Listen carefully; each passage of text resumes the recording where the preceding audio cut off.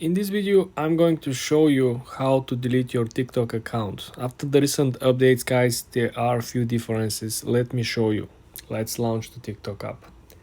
First thing you want to do, you want to click on the lower right corner and hit the profile picture. Then I want you to go ahead and click on the three straight lines on the top right corner. Then select settings and privacy. Now, I want you to click on account. When you're at account, the last option that you will see over here will be deactivate or delete your account. When you click on that, you will have two options: to delete your account immediately, and you will have 30 days grace period in which you have the availability to come back and recover your account by simply logging in.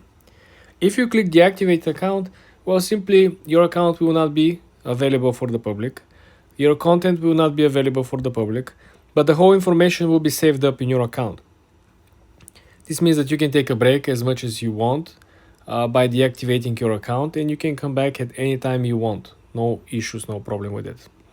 But when you click delete, you have 30 days to make your mind, right? If you want to change your mind, you have 30 days. Also, very important note over here, guys, is that if you want to delete your account, you want to make sure that you download your data. You have to make a special request to TikTok, and they will need 2, 3, 4 days maybe to process your information, and then they will give you an option to download the info. So first of all, you have to request information, download your information, and then you can click delete.